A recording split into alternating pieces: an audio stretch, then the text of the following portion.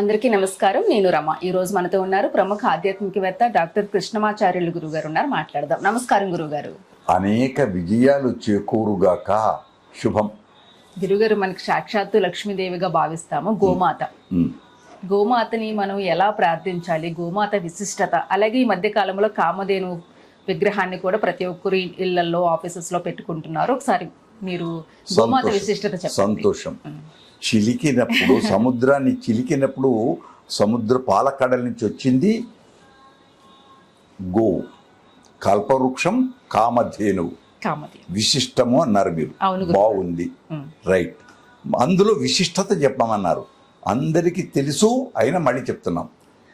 కృష్ణుడు 7 రోజులు తన హస్తంలో ఉంచేసి ఇంద్రుడు వర్షాలు కురిపిస్తుంటే రక్షించాడు గోపాలకులను. గోవర్ధన గిరిదారి ఆయనకు పేరు శాశ్వతంగా. ఓడిపోయాడు, అవమానపడ్డాడు. వచ్చి బాలకుడైన 7 ఏళ్ల పిల్లవాడైనటువంటి కృష్ణుని శరణు పొందాడు ఇంద్రుడు. వచ్చి తన శరణు పొంది అప్పుడు గోవు ఏమనుకుంది, అక్కడ కామధేను ఏమనుకుంది, మానవులను రక్షించడం కాదు, నా జాతిని రక్షించాడు. గోవులు వచ్చాయి కృష్ణుని దగ్గరికి, గోపాలకుడు కనుక తాను వచ్చింది. వచ్చి ఏం చేసింది, అభిషేకం చేసింది గోక్షీరాలతో. 2 చోట్ల మనకు అనేక చోట్ల ఉంది. ఒకటి తిరుమల శ్రీనివాసుడికి గోక్షీరం చేత అభిషేకం, ఇది చరిత్ర శాస్త్రాలు.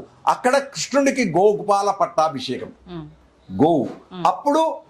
అప్పుడు బ్రహ్మాది దేవతలు ఇంద్రుడితో కూడుకున్న వాళ్ళు ఏమన్నారు, గోవిందాని ఎవరంటారో వారికి అన్ని పాపాలు పోతాయి.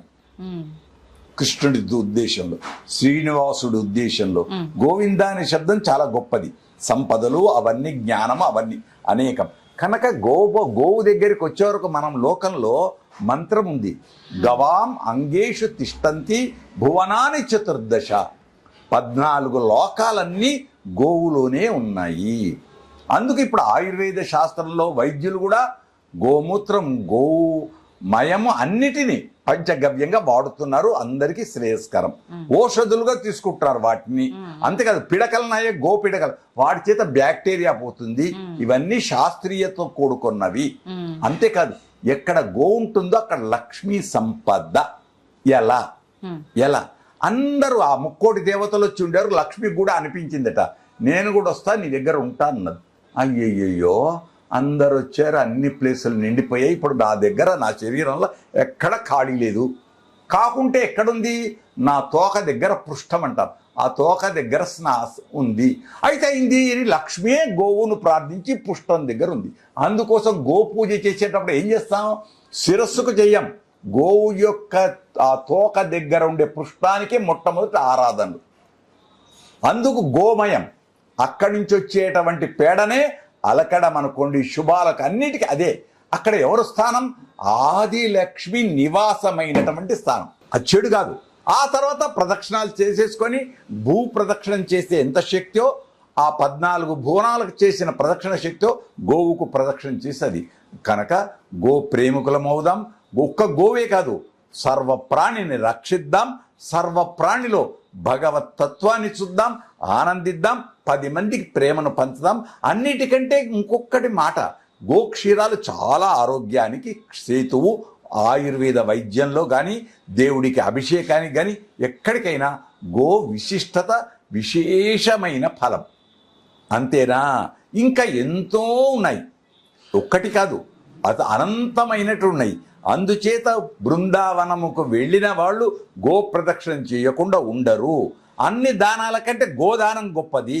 ఇలా అనేకములు ఉన్నాయి.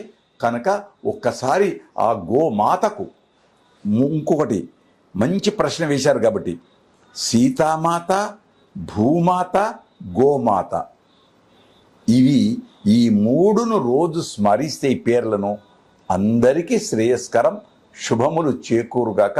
ఆ గోదేవత అనుగ్రహం ఒకటి ఉంటే పెళ్ళిళ్ళు తప్పకుండా అవుతాయి. అంతేనా, అందుకు గోవు దగ్గరుండే వాలం ఉంటుంది, తోక. ఆ తోకతో కొట్టుకుంటారు, ఇలా కొట్టిస్తారు. ఆ గోవు యొక్క దీన్ని చల్లుకొని, పంచగవ్యంతో కూడుకున్నటువంటి జలాన్ని చల్లుకొని దండం పెట్టి అక్కడ ఆరాధిస్తారే, అది అందరికీ శ్రేయస్సును ఇచ్చుగాక, ఆనందం పంచుదురుగాక.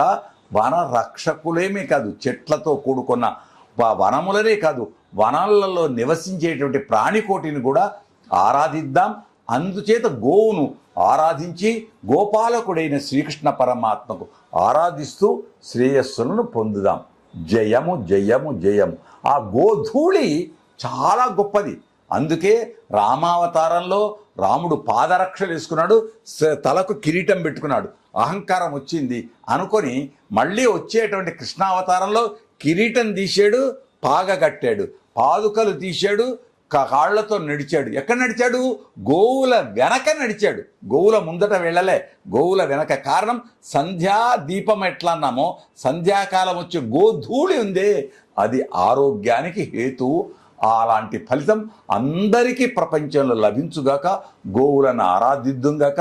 ఆ జంతువులను గోవులను ఆరాధించే ముందు ఇంట్లో ఉండే గోవులంటి నానమ్మ, అమ్మమ్మ, తాతయ్యలను ఆరాధించి వాళ్ళను పాద సేవ చేసి దండం పెడితే అనంతమైనటువంటి పుణ్యఫలాలు కనపడే దైవాలను ఆరాధిద్దాం.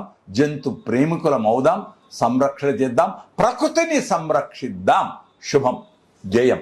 గురుగారు, మీ నుంచి ఎన్నో మంచి మంచి విషయాలను మన వాళ్ళందరూ తెలుసుకుంటున్నారు. వాళ్ళందరూ కూడా మంచి మంచి కామెంట్స్ పెడుతున్నారు మన ఛానల్లో. మీ బ్లెస్సింగ్స్ మన వాళ్ళందరికీ ఒకసారి, మనకి అధిక మాసం కాబట్టి సంతోషం. అధిక జ్యేష్ఠంలో ఉన్నాం కనుక అధికము ఆధిక్యమైన ఫలితం అందించుగాక. ఎందుకు? మొత్తం శాస్త్రాలలో చెప్పినటువంటి మంత్ర అనుష్ఠాన మాసం అంటాం. ఎప్పుడు అధిక మాసం వస్తుందో ఆ మాసాలలో దైవ ఆరాధనతో కూడుకున్నట్టు జప ఫలం. అందుచేత మీ ప్రేమతో సోదరి వలె మన ఛానల్ ఎవరెవరు ప్రేమగా చూస్తున్నారో, మంచి చెడులను కలిపి చూస్తున్నారో వాళ్ళందరికీ కూడా ఆయుర్ధ అగ్ని హవిషోజుషాణ ఘృత ప్రతీగో ఘృతయో నిరేధి ఘృతం పీత్వా మధుచారగవ్యం పితేవ పుత్రం అభిరక్షతాదిమం. తల్లి తండ్రి బిడ్డల్ని ఏ విధంగా ప్రేమగా దీవిస్తాడో మా నుండి, మా ఛానల్ నుండి మీ అందరికీ అపూర్వమైన దీవెనలు అందిస్తున్నాం. వర్ధతాం అభివర్ధతాం. మంచిని పెంచదాం, విలువైన సమయాన్ని రక్షిద్దాం.